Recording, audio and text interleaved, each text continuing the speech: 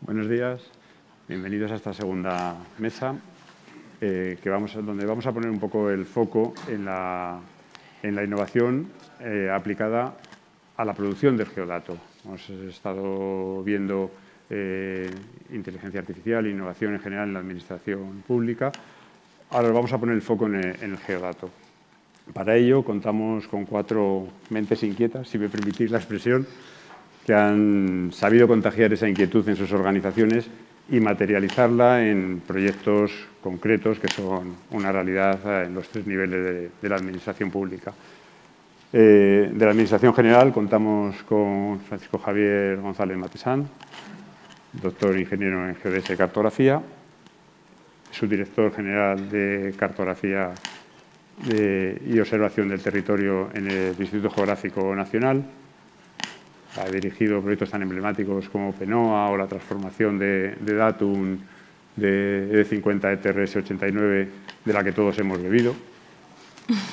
Y actualmente, bueno, pues dirige proyectos de geoprocesamiento, de geoposicionamiento, de navegación, la producción cartográfica y del Atlas Nacional. Bienvenido, Javier. Muchas gracias. Alicia Hernández Luengo viene del Consorcio de Transporte. Ella es jefe de proyectos de GIS, de Big Data, datos abiertos, un perfil muy transversal, con una gran experiencia. Muchísimas gracias por estar con nosotros. Al otro lado de la mesa, un poquito más lejos, han venido desde Cantabria Gabriel Ortiz Rico. Es licenciado en Geografía. Es el jefe de servicio de cartografía del Gobierno de Cantabria. Y, bueno, pues llevan toda la implantación de todo el mantenimiento de la cartografía y el GIS corporativo del Gobierno de Cantabria. Y muchísimas gracias, Javier, por tu asistencia. Y al final de la mesa está Montserrat Monteagudo, disculpad. Ella viene del área metropolitana de Barcelona. Es también titulada en Geodesia y Cartografía y es la jefe de sección de cartografía del área metropolitana, que engloba 36 municipios. Tenemos representados la Administración General, la Administración Autonómica y un poco a caballo entre la Administración General y Autonómica, pues el área metropolitana de Barcelona. Bien, nada, muchas gracias por vuestro tiempo, por dedicarnos este rato y compartir con nosotros conocimiento y experiencias. Voy a sentar ya. Bueno, realmente lo que queremos en esta mesa es empezar directamente, pues, bajando un poco al terreno. Hablábamos de la producción de geodatos y lo que queremos es un poco poner nombre y apellidos, hablando de proyectos concretos bueno, pues que consideremos un poco como el buque insignia en nuestras organizaciones en cuanto a la implantación de la innovación en la producción de geodatos. Bueno, desde el ayuntamiento, si queréis, pues por poner un poco, abrir la mesa, bueno, pues destacaríamos el proyecto que hemos denominado de cartografía viva, que lo que pretende, bueno, pues es reflejar la realidad de una manera lo más precisa posible y con la mayor frecuencia posible, abasteciéndose de todas las tecnologías disponibles actualmente de captura de datos, pues para, de alguna manera, ofrecer tanto la cartografía como el gemelo digital, pues con una mayor frecuencia y precisión. Por poner un ejemplo, Si queréis, pues podemos empezar por el mismo orden que hemos presentado y nos gustaría eso, ponerle ese nombre a la innovación dentro del campo de los geodatos en cada una de vuestras administraciones. Si quieres, Javier, por favor. Bueno, como sabéis, el Instituto Geográfico Nacional, la verdad que el rango de funciones es enorme y es súper difícil establecer algo de innovación que sea realmente el paradigma, digamos. Por poner ejemplos, si hablamos de radioastronomía, estamos utilizando inteligencia artificial para detección de muchas cosas, como el tema de las ondas gravitacionales, por poner un ejemplo. Si estamos hablando de sismología, estamos utilizando los móviles como sismógrafos, los móviles voluntarios, no es un caso Pegasus. O las redes de fibra óptica, también para averiguar cómo esa variación de los fotones nos permite tener una superestructura, que es la red de fibra óptica para detección de terremotos. Y si ya, quizá destacaría BEDIG, que es la base de datos de información geoespacial, pero bueno, como proyecto, más que como proyecto, digamos, como paradigma de cambio. Lo que tratamos un poco es algo muy parecido a lo que ha comentado Vicente, es de adecuar las bases de datos de información geográfica a los cambios del territorio, es decir, que los tiempos sean lo mínimo posible en que se produce un cambio sobre el territorio y seamos capaces de materializarlo en una base de datos de información geográfica. BEDIG es un heredero de la base topográfica nacional e información geográfica especializada, como la información geográfica de referencia, que aúna todo, y eso lo alimentamos. ¿Y cómo lo alimentamos? Pues esa alimentación la generamos ahora de dos maneras. Uno de los subproyectos de este gran proyecto BEDIG es Cartobot, con quien colaboramos. Ahí aprovecho que está mi buen amigo Miguel Ángel, en el que tenemos una fuente de entrada, que son bots que levantamos. Esos bots lo que hacen es rastrear todo el rastro digital que tenemos, de manera que podemos, de alguna manera, saber qué está cambiando, qué ha cambiado, y de alguna manera hacer un poco de Matrix y decir por dónde va a cambiar y qué es lo que va a cambiar. No quiere decir que el proyecto BEDIG funcione todo y todos los componentes funcionen al 99%. Estamos todavía en beta, pero bueno, llevamos en beta continua desde que yo conozco el proyecto. Eso sí, una fuente de entrada, y otra fuente de entrada sería inteligencia artificial, la detección de cosas, qué es lo que está cambiando sobre el territorio. De manera que todos esos cambios sobre el territorio los empaquetamos en algo que llamamos jobs, son unidades de trabajo. A partir de ahí metemos un modelo de proceso de negocio, es decir, un despachador de órdenes de trabajo, y ese despachador de órdenes de trabajo, ahí ya no nos queda más remedio que meter operadores manuales, y esos operadores manuales son los que formalizan esos cambios en la base de datos. Y a partir de ahí tenemos dos líneas de generación de cartografía, para el mapa topográfico nacional, una automática para poner en rápida disposición al público y otra, digamos, más refinada, que iría, digamos, a ediciones, digamos, a ediciones en papel o ediciones de descarga, pero, digamos, con mucha más. El gran objetivo de este proyecto es ese fundamental, es que los cambios sobre el territorio se reflejen muchísimo más rápido en las bases de datos de información geográfica. Y quería resaltar un poco este proyecto, no por el proyecto en sí, sino porque ese cambio de paradigma es exactamente el que todos estamos intentando iniciar y desplegar en el resto de proyectos. Muchísimas gracias, Javier. ¿El consorcio? Sí, a ver, la parte del Consorcio Regional de Transportes, quería mencionar dos proyectos. Uno a lo mejor más centrado en lo que es la producción de cartografía más tradicional, que sería la actualización de las series cartográficas de transporte. Concretamente, la evolución que hemos hecho en la serie 5, que sería la del ámbito del municipio de Madrid, donde hemos logrado tener una cartografía continua y con unos procesos de actualización que básicamente hemos decidido que sea cada 3 meses, aunque podríamos, la producción, la metodología que hemos implementado, nos daría margen para poder hacerlo incluso mensualmente si quisiéramos actualizar toda la cartografía a nivel de transporte de todo el municipio de Madrid con esa frecuencia. Algo impensable en épocas anteriores, ¿no?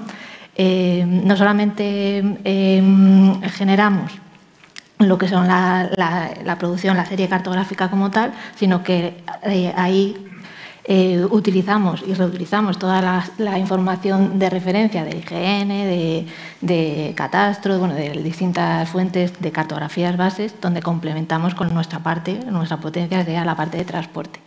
Y aparte de situarla tanto en la web, en los distintos dispositivos, marquesinas y demás, la estamos utilizando de referencia también pues, para, por ejemplo, las estaciones de metro, hacer mapas de zonas, los zonales locales, bueno, una serie de producción que si no, vamos, hasta hace un año era inviable para nosotros. Y el otro que sería más innovador, más transversal, por así decirlo, es utilizar esa información geográfica que, bueno, como ya hemos presentado en otras ocasiones, nosotros tenemos un GIS de base, ¿no? Del cual vamos a extraer esa información geográfica y que vamos a llegar hasta la parte de Big Data y BI, que es un proyecto que hemos implementado hace un año y poco. Estamos en plena fase de desarrollo y donde la información geográfica pues, está jugando un papel fundamental para todos esos análisis y toda esa bueno, construcción de matrices de origen-destino y demás que pretendemos explotar con ese proyecto. Muy bien, muchas gracias. Bueno, y por el norte de España. Hola, buenos días a todos. Pues yo no destacaría ningún proyecto en concreto, sino que aludiría a lo que estamos metidos, que es tratar de resolver un problema complejo como es la ordenación de territorio. Realmente nos encantan los problemas, cuanto más complejos sean mejor, porque el reto es mayor y la satisfacción de cara a lo que se decía antes del ciudadano pues es también mayor, ¿no?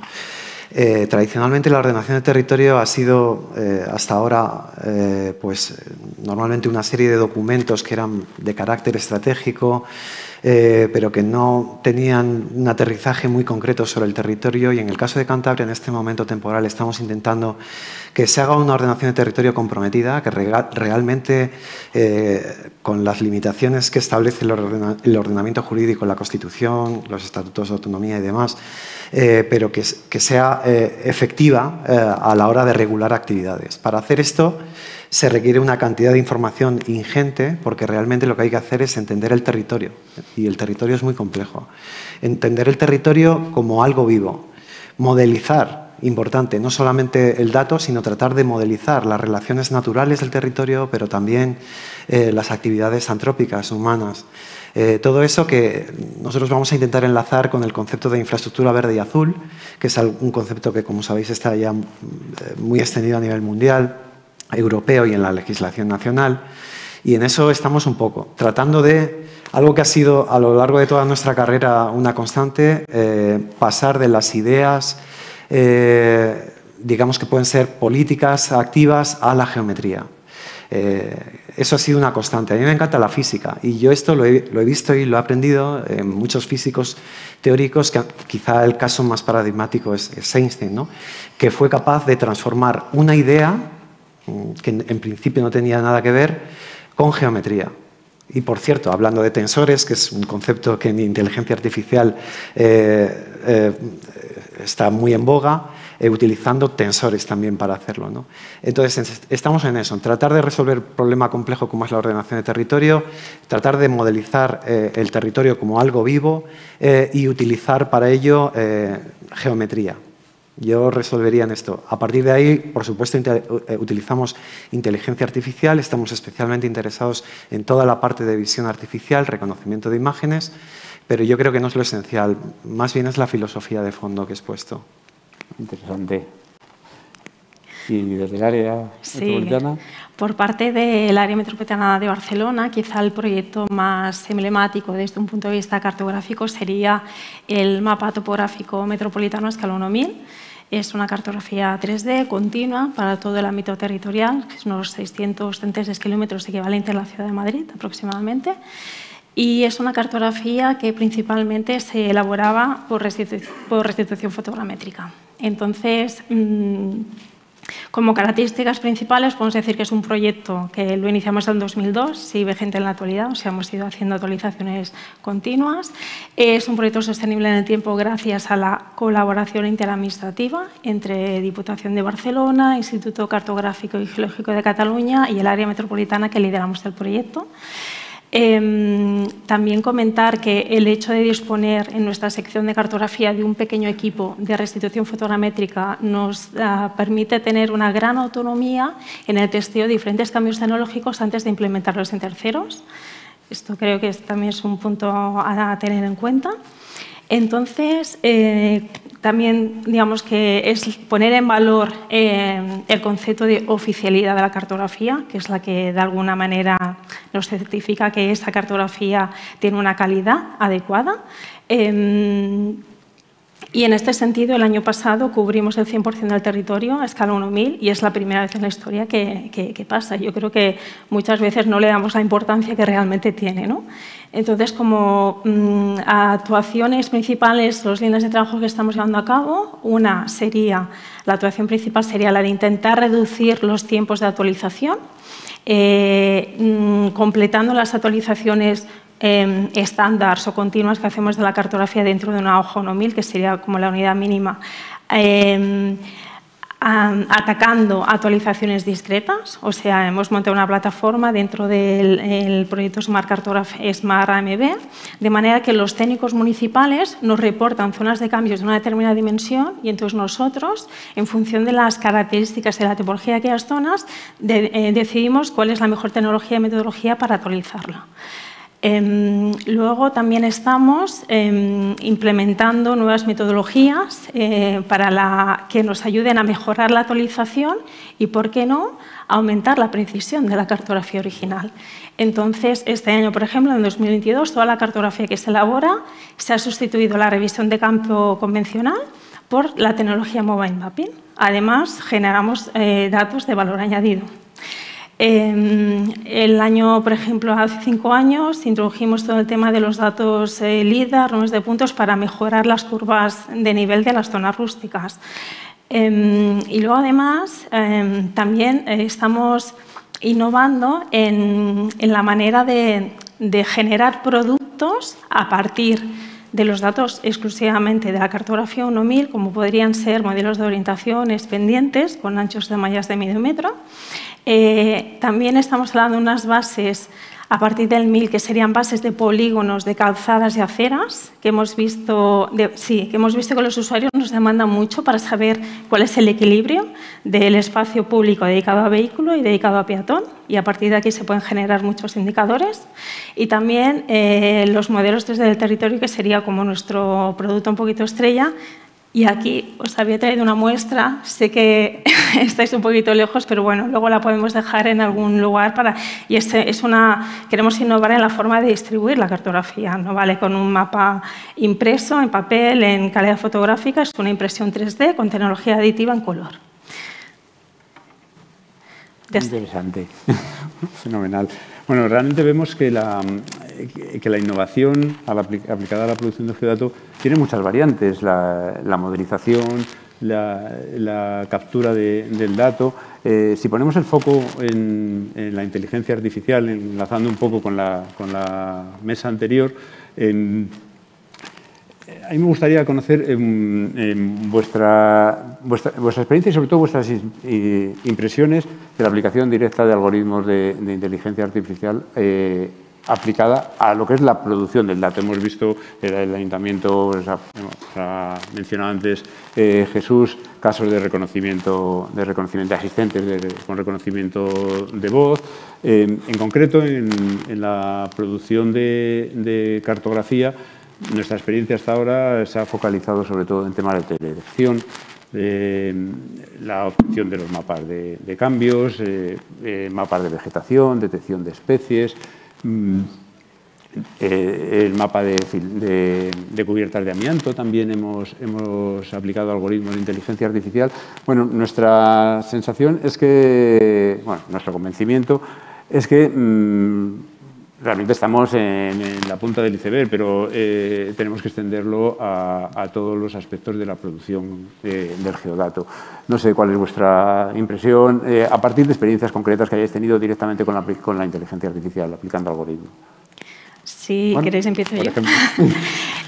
A ver, nosotros en concreto, nuestra primera experiencia en el mundo de las tecnologías de inteligencia artificial se remontan al 2016. que ahora parece relativamente poco tiempo, pero en el 2016 no disponíamos prácticamente de softwares comerciales. Entonces, nosotros lo que queríamos era ser capaces de contar las personas que ocupaban las playas metropolitanas, aprovechando ya unos vuelos que habíamos hecho desde el año 2012, vuelos de alta resolución de 8 a 10 centímetros. Inicialmente, con esos vuelos hicimos ortofotos y era para hacer cartografía temática, pero dándole una vuelta dijimos, ostras, pues se ven perfectamente los usuarios, las toallas, las sombrillas, ¿por qué no vamos a poder contarlo? Entonces, como no teníamos experiencia, fuimos de la mano del Centro de Visión por Computación de la Universidad Autónoma de Barcelona, que son expertos internacionales reconocidos en este tema, y nos hicieron una solución a medida en la cual estuvimos testeando los diferentes algoritmos que funcionaban mejor para este reconocimiento. Entonces, también tuvimos que aprender a cómo funcionaba todo el aprendizaje profundo, haciendo una muestra bastante grande de entrenamiento. Bueno, y en definitiva, ahora tenemos un sistema que no es totalmente abierto, pero sí que cubre nuestras necesidades al 100%. Entonces, lo que hemos hecho después ha sido, después de tener esta experiencia, y que teníamos este dataset de entrenamiento, vamos a replicarlo en softwares comerciales. Entonces, a partir de ahí también hemos aprendido más conocimiento y ahora lo que estamos haciendo, ya que como nosotros trabajamos con las capacidades que ofrece R, entonces lo que estamos haciendo ahora es, a partir de ortofotos de alta resolución, intentar detectar aquellos elementos que aparecían en la cartografía 1000 y que de forma original los recogíamos por restitución. Entonces, estamos recogiendo las placas solares, los pasos de peatones y, bueno, nosotros le vemos mucho campo, ¿no?, de investigación y justamente la semana que viene tenemos una reunión porque queremos hacer un acuerdo marco con este centro de visión por computación y establecer diferentes líneas de trabajo de forma que en función de todos los datasets que disponemos como administración, ya sean nubes de puntos de sensores aerotransportados, de mobile mapping, ortofotos históricas de antiguas, intentar tanto algoritmos que sean open, como comerciales, como soluciones un poco a medida, ver un poco qué nos vamos encontrando y a partir de aquí intentar reducir estas cadencias de actualización y mejorar la precisión de los datos. Muy interesante. Todo también, eso, no focalizarlo todo en el reconocimiento o la segmentación a partir de raster, a partir de bien sea imagen aérea o teledetección, sino entrar también con nubes de puntos, con mobile mapping, nubes de alta densidad. Bueno, yo creo que se abre un campo ahí muy interesante. No sé qué opináis los demás. No, sigo yo. Bueno, si hacemos un poquitín de análisis forense de lo que ha pasado en los últimos años, empezamos con las técnicas tradicionales de computer vision, cuando íbamos al ICSV, que había un concurso internacional de reconocimiento de patrones, pues el que ganaba gente que sacaba un 40%. A partir de 2008-2010, una cosa así, cambia el mundo, tenemos tarjetas gráficas, utilizamos redes neuronales, deep learning y tal, y de repente se empieza a disparar hacia el 80%. Entonces logramos solucionar problemas que son relativamente sencillos. Una vez contados los problemas, pues identificar qué es lo que está cambiando, qué ha cambiado, comparar, identificar objetos, sacar un objeto, comparar uno con otro de imágenes. Y dices, bueno, esto que realmente me ocupaba muchísimo tiempo en tareas tediosas y repetitivas, pues oye, qué bien, las tenemos más o menos solucionadas, ¿no? Las primeras pruebas ya que hicimos, ya serias, también por 2017, de repente descubres que, pues nada, haciendo muy poquito tienes un 96%. Y dices, bueno, si el humano lo tengo en un 95%, pues esto parece que va bien. Y de repente ya empiezas a profundizar un poco más, ya con la gente del proyecto Cartobot de la Universidad Politécnica, empiezas a profundizar un poquito más y dices, bueno, vamos a ver, empiezo a tener problemas, no encuentro la causalidad de las cosas.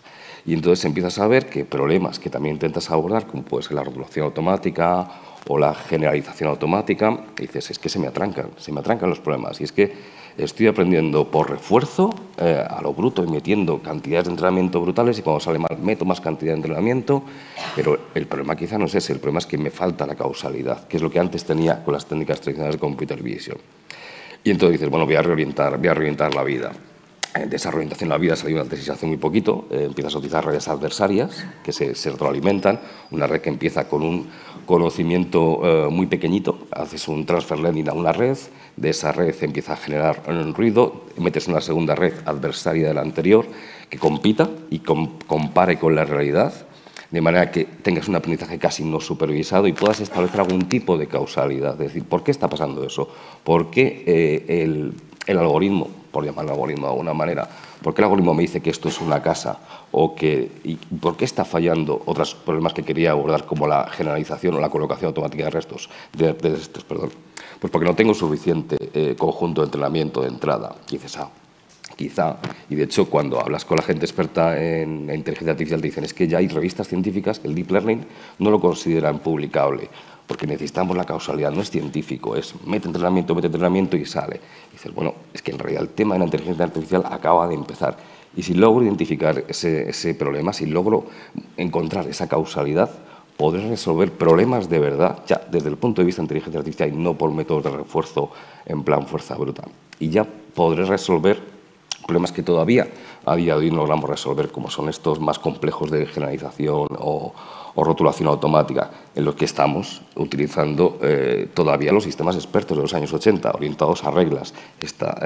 Empiezas a decir patrones de reglas, cómo se tienen que colocar los textos, y no funciona mal, pero existía una causalidad que es la que ahora empezamos a perder, pero volvemos otra vez a ganar con las nuevas arquitecturas de redes neuronales.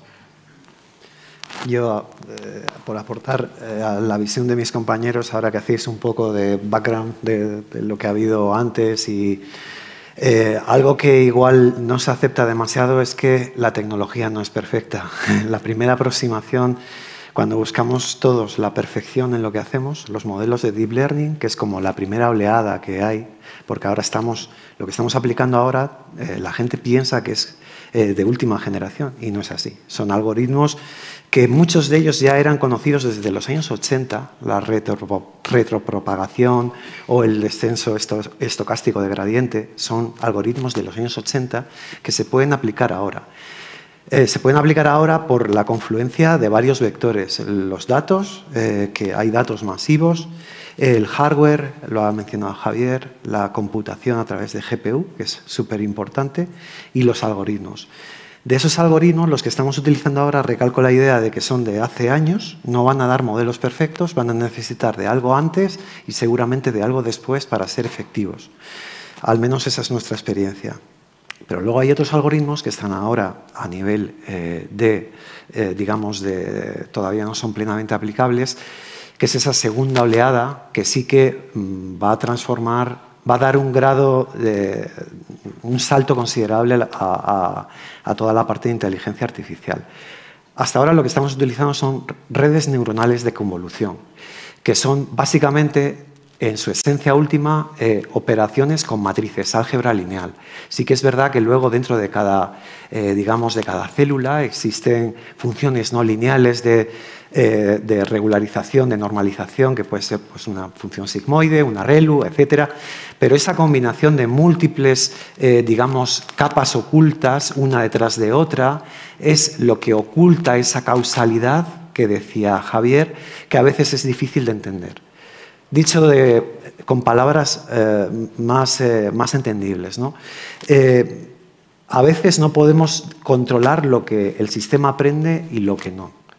Y ese trade-off, ese intercambio o esa cesión la tenemos que admitir. No va a haber modelos de Deep Learning perfectos, ni lo son los que tiene Amazon o Google o una pequeña institución como nosotros, ¿no? Pero eso no significa que no sean válidos. Y luego, por otro lado, muy atentos a lo que está viniendo por delante. Esos algoritmos nuevos a los que igual no salen en los titulares, pero que creo que van a transformar nuestra realidad en todos los campos de la ciencia, incluida el mundo geo, es la llegada de Transformers, que es un nuevo modelo ya muy extendido, esto no es nada nuevo. Y luego también formas de resolver problemas hasta ahora muy difíciles o computacionalmente muy difíciles en múltiples áreas de la ciencia, como decía, como son las ecuaciones en derivadas parciales que rigen las modelizaciones en gran parte de los problemas geográficos y no geográficos. Por ejemplo, en ciencia del clima o en control oceánico o el control del flujo laminar en un ala de un avión. Todo eso se controla con modelado de fluidos. Y se están dando avances en los últimos 4 meses o así, utilizando inteligencia artificial para resolver con una fracción del tiempo que teníamos que dedicar hasta ahora computacionalmente, se están consiguiendo resultados iguales o mejores. Esto va a revolucionar, ya os digo, muchos campos de la ciencia y va a significar un salto enorme. Yo destacaría esas cuestiones. Sí, realmente es así.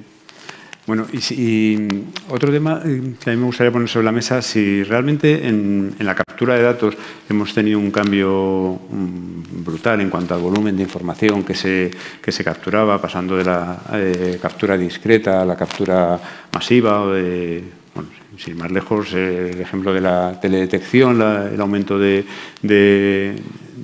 precisión de los sensores que multiplica el volumen de la información. Claro, esto es insignificante si metemos el mundo de las smart cities, de la sensorización de las ciudades. El ingente volumen de datos que estamos generando se nos presenta un reto y es, bueno, no solamente capturarlo y almacenarlo, sino cómo procesar esto para obtener valor añadido de esa información. No sé cómo lo veis vosotros. Ahí, a ver, nosotros desde el consorcio, ¿no?, desde la captura del dato de transporte, tenemos a todos los vehículos, a todas las flotas de los distintos modos de transporte que nos llega esa cantidad ingente, no solamente de flotas, sino también de los propios usuarios, de las variaciones de las tarjetas y toda esa información. Son millones y millones de datos que nos llegan diariamente. Y bueno, siento ser un poco el aguafiestas del grupo, ¿no? Nosotros no estamos pretendiendo llegar a esa inteligencia artificial, vamos paso a paso. Nos hemos dado cuenta con sucesivos pilotos que tenemos que bajar un poco más allá a ser real ese control de calidad de la información, que llegue la información en tiempo y en forma. Ver cómo las procesamos. De hecho, lo primero que pusimos en la parte de Big Data fue una serie de casos de uso para que fuera real el control de la calidad del dato, porque a la hora de explotar la información nos dimos cuenta de que aquello no iba a tener sentido, porque ya os digo, o sea, nos llegan datos de posicionamientos de vehículos, de bueno, pues, cantidad de información que si no sabemos manejarla correctamente y no viene con la calidad suficiente, no va a ser explotable. O sea, esa es una de las mayores dificultades que vemos de todo el tema Smart. Y luego, otra reflexión que ya a día de hoy, haciendo, pues, intentando calcular esas matrices de origen-destino y demás, es el futuro, la sostenibilidad del dato, ¿vale? ¿Por qué? Porque sí, nosotros desde el inicio, yo hace 20 años estoy en el consorcio y ya teníamos las componentes X y dirección postal, o sea, el dato geográfico era como era de base, no se planteaba, venía ya intrínseco en él, le hemos mejorado y tal, pero ahora que viene esa información en tiempo real, toda esta información, lo que nos damos cuenta es que cuando la queremos analizar, ¿qué va a pasar dentro de unos años? O sea, si no somos capaces a lo mejor de hacer un caso de uso con todo el espectro de a 10 años, de toda la información que tenemos desde hace 20 años, ¿cómo vamos a hacer esa sostenibilidad de nuestros datos? Porque nosotros vamos a hacer, ¿sabes? Lo primero que necesitamos es plantearnos, de hecho ha habido casos de uso que los hemos tenido que reducir en tamaño de dato para poder sacar conclusiones y que aquello rinda. ¿Qué pasa? Yo me planteo el futuro que nos viene y ya estamos viendo que va a ser inviable. O sea, que tenemos que hacer un procesado, decir, vamos a ver cómo, de hecho, después de un año de proyecto nos hemos planteado el gobierno del dato, el cómo vamos a plantearnos la sostenibilidad de toda esa información, porque sí, a nivel de base de datos, pues aquello entra, ¿no? Y fenomenal, pero cuando ya dices, venga, y ahora le meto también toda la información de tiempo real que me viene en cada posición de los autobuses, ¿cada cuánto lo almaceno? ¿cómo lo voy a dentro de un año o dentro de 10 años? ¿Qué hago con toda esta información? ¿Va a ser útil? Porque, claro, para ciertos estudios van a ser muy útiles. Van a querer, nos lo van a exigir, porque de hecho muchas veces nos exigen, a ver, un estudio de los 10 últimos años para quitar servicio, para poner servicio, ¿no?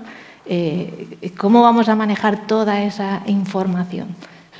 Y nosotros nos centramos en vehículos, ¿no? en un ámbito muy concreto que es transporte. Si nos vamos ya a cartografías, que donde tenemos distintos usos ¿no? otras capas, ¿no? de hidrografías, bueno, todo lo que nos podamos poner por encima, pues hay que plantearse qué hacer con esa información, ¿sabes? Para mí es el mayor reto que hay. ¿Y el cuándo y dónde realmente? ¿Cómo almacenar toda esa información? ¿En qué entorno? ¿Qué sistema? ¿Qué requerimientos necesitamos a nivel local, a nivel de administración? Si los externalizamos o no. ¿Se plantea ahí un reto? No sé, Gabriel. Bueno, pues, sí, es que, bueno, a mí ya en el centro de informática de soporte de usuarios no me cogen el teléfono porque una cosa que me dicen es que tu departamento tiene el mismo almacenamiento que la Administración de Justicia entera de Cantabria. Y que, claro, ¿qué pasa? Que llegamos y hacemos, por ejemplo, aplicamos a super resolución y cogemos y podemos bajar los vuelos. Si tenían 50 centímetros, podemos conseguir un pseudoproducto que puede tener 25 centímetros. Le atizas no sé cuántos teras, ¿no?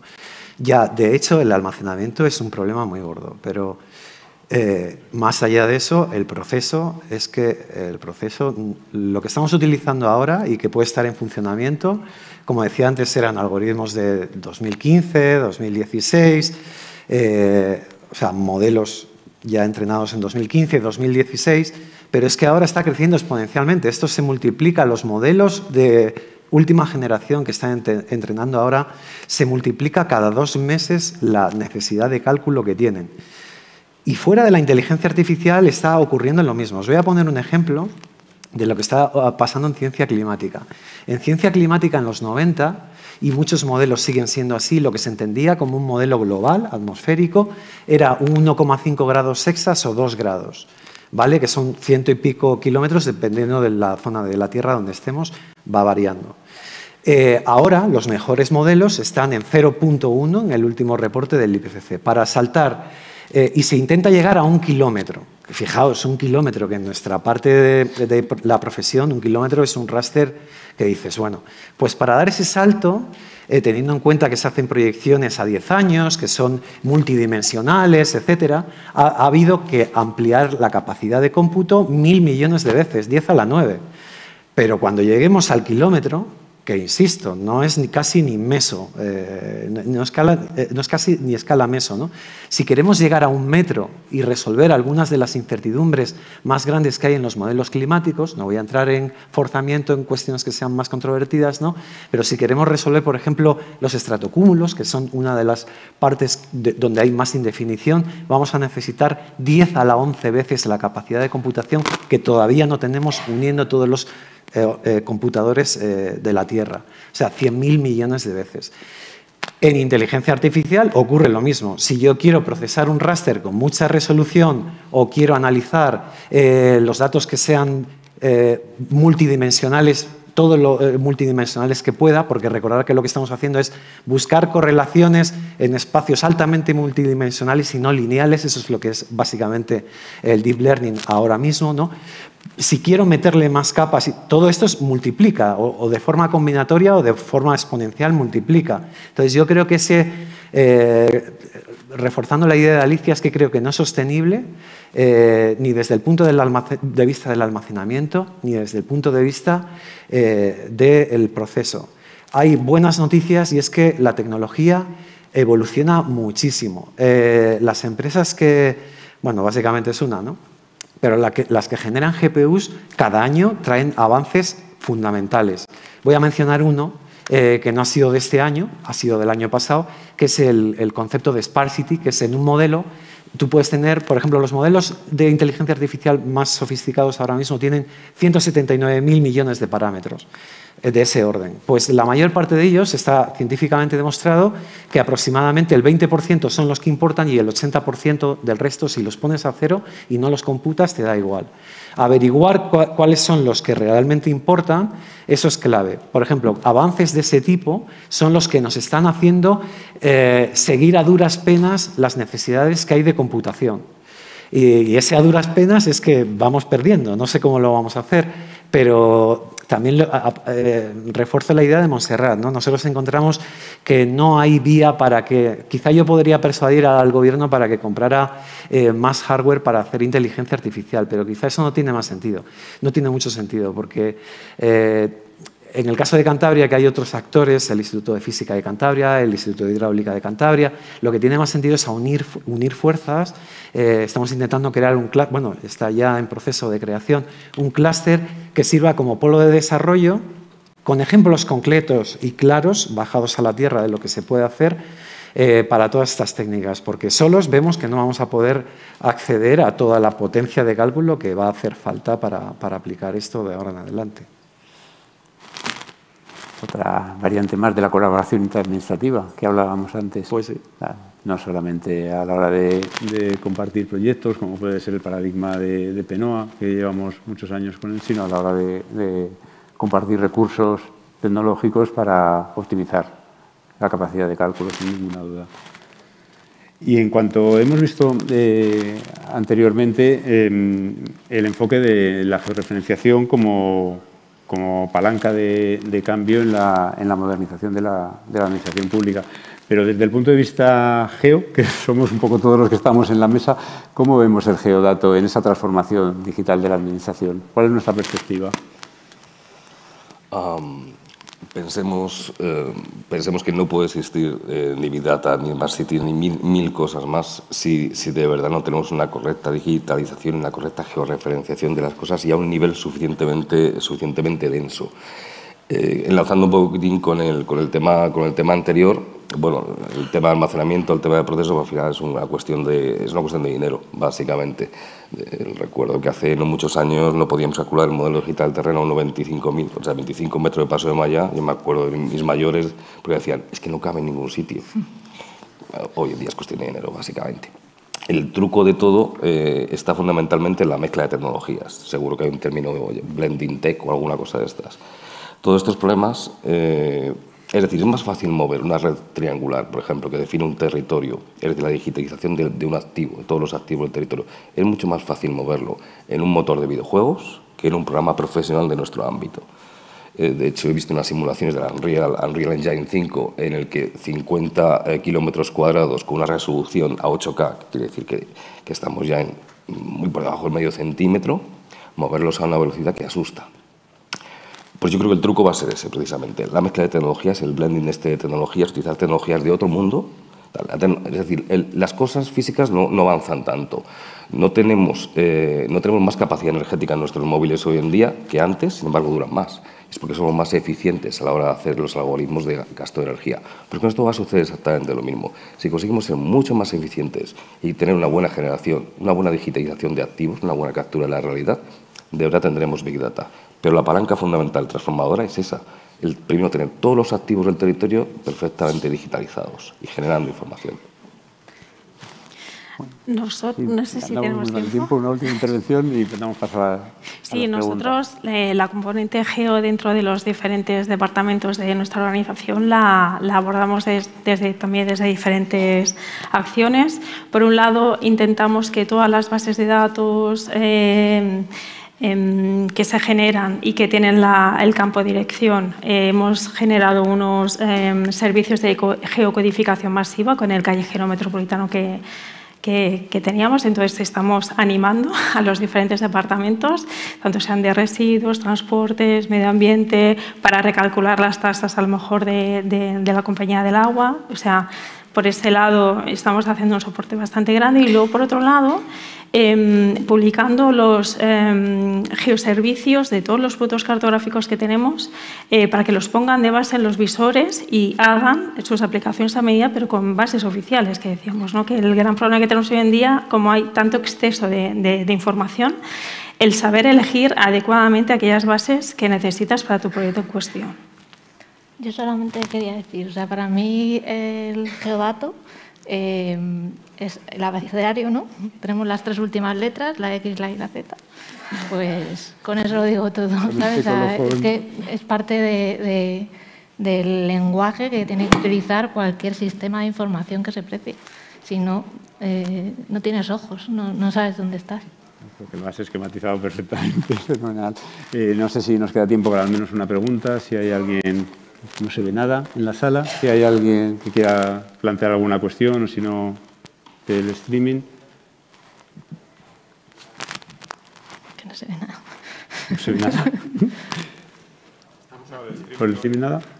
Pues justo estamos, creo, en tiempo. Así que nada, muchísimas gracias. Yo quería hacer una pregunta, pero no es de streaming, es mía propia. Bueno, ¿alguno de vosotros, vuestras entidades, tiene un control del uso y del análisis de esos geodatos que estamos poniendo a disposición del ciudadano? Sí. Ahora diría que me alegre más esa pregunta. En efecto. Hay un error que yo creo que estamos cometiendo todas las administraciones con el tema de todo, el gobierno abierto, tal y cual, pero no somos capaces de medir el retorno que tiene ese dato. Y si no somos capaces de medir el retorno que tiene ese dato en impacto socioeconómico del dato, nunca sabremos si de verdad estamos haciendo datos que valgan para algo. Y en palabras de Manuel Anilla, mi profesor, estamos satisfaciendo de verdad el interés general si no somos capaces de medir para qué estamos usando datos, o se puede dar la paradoja de que llevamos un montón de tiempo haciendo cosas que en realidad no valen para nada. A lo mejor quizá no lo hacemos por eso. Yo ahí... Bueno, yo puedo decir que en nuestro lado tenemos algunas métricas, pero que no representan la realidad completa. Hay cosas que sí son fáciles de medir, el número de descargas que has tenido por productos o el número de entradas, pero luego es lo que dice Javier, el impacto va mucho más allá de eso, va mucho más allá. Lo que sí que puedo es, indirectamente, el otro día me pasó una cosa, que yo estaba en una cafetería que no tenía ninguna vinculación con la profesión y oí hablar a gente que estaba hablando de nuestro visor en la mesa de al lado. Digo, si están hablando de... O sea, que desde luego una cierta penetración social sí que tenemos, pero al menos nosotros, el IGN yo creo que lo tiene mejor. Nosotros no tenemos todas las métricas que nos gustaría, simplemente por una cuestión de tiempo y de posibilidades para evaluar el uso efectivo y más aproximado a la realidad. Yo es que creo que no se puede medir. O sea, directamente a mí, desde el departamento de administración me ha dicho... A ver, sí, el dato abierto, eso no, o sea, tú como administración pública tienes que facilitar tu dato para que cualquier empresa, cualquier ciudadano, cualquier reutilizador tire de ahí. O sea, a mí me llena de orgullo cuando un usuario le veo y coge el móvil y ves ahí la red de transporte en cualquier mapa base de cualquier dispositivo. Y el ciudadano sabe que hemos sido nosotros los que lo hemos depositado ahí o que hemos hecho posible que se reutilice. ¿Cómo es de medible?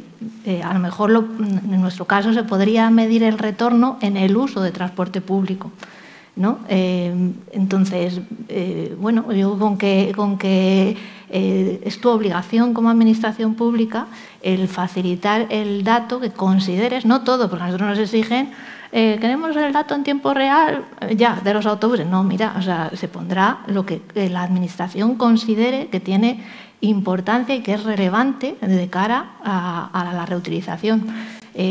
Porque también tenemos que velar por la privacidad de los usuarios y una serie de información que no es adecuada a publicar por el motivo que sea, aunque se tenga, ¿vale? Y luego, pues dejar crecer. Nosotros siempre, yo desde mi punto de vista, vamos, lo he transmitido así a todos nuestros gerentes y demás, no tenemos que competir con las grandes tecnológicas. Lo que tenemos es que servir de apoyo, porque nuestro modelo, jamás como administración pública vamos a ir por delante de ninguna tecnológica, pero sí que nuestra misión debe ser en nuestro dato servirlo sin faltas de ortografía, o sea, con calidad y que crezca la imaginación del que lo pueda reutilizar. Y así se medirá. Medir con estadísticas de uso, bueno, pues sí, te puedo decir cuántas descargas ha habido, sobre todo de cara a ver qué sistemas necesito, de si voy a necesitar más recursos, porque tengo 1 millón de visitas y eso me condiciona a tener una infraestructura por detrás. Pero en cuanto pueda reutilizarse y crecer, tu obligación está de difundir esa información. Pero, Alicia, estamos ya fuera de tiempo. Sí, perdón. A mí me gustaría intervenir como catastro hablando 2 cosas. Estoy aquí. Una cosa que ha hecho IGN y CENIG, que me parece que es un estudio muy interesante, que es comparando que en España damos información gratuita, comparar con otros países que sí cobran por los servicios o por las descargas y hacer un cálculo económico de lo que estamos dando. Yo creo que eso es importante. Y quería contar también nuestro caso. Nuestro caso es, se descargan más o menos 1 millón de pantallas al día y hay 1 millón de servicios web diarios. Pero nosotros tenemos un sistema de encuestas que al usuario le decimos cuánto tiempo o cuánto dinero se ha ahorrado y una cosa muy importante que le decimos si es administración pública, si es un topógrafo, si es una empresa y de qué ámbito tecnológico y para qué utiliza la información. Nosotros queremos saber para qué se utiliza, aunque no tengamos ningún otro retorno. Y hay cosas curiosas, como por ejemplo, que los ciudadanos que utilizan nuestro servicio de descarga dicen que se ahorran unos 120 millones de euros, que es más que nuestro presupuesto como organización. Quiero decir que ese tipo de métricas yo creo que al final lo que sirven es para poner en valor la reutilización del dato. Yo no quiero cobrar por mi dato, lo que quiero es que produzca un incremento de valor añadido en todos los usuarios que utilizan mi dato. Y de hecho creo que se produce y en el caso de IGN, que es el que conozco, también. Pues nada más. Muchísimas gracias. No pasa nada. No, que nosotros sí que tenemos todo un sistema de geoanalítica web que está ligado con el geoportal de cartografía. Entonces, cuando el usuario se puede descargar los datos, pero sí que le hacemos también que se registre, que diga de qué rama profesional, sexo y demás, para tener unas pequeñas estadísticas. Y luego, cuando lanzamos un producto nuevo, miramos durante el primer año las descargas y hacemos reuniones con los top 10 que se han descargado aquel producto para que nos digan qué usos le dan, porque muchas veces a través de este feedback se nos abre la idea de generar nuevos productos, que con poco trabajo tienes mucho valor añadido. Muchísimas gracias y perdona por no haberte dado No pasa nada. antes. Muy oportuna la última intervención, pues nada más. Con esto acabamos. Muchísimas gracias a los 4.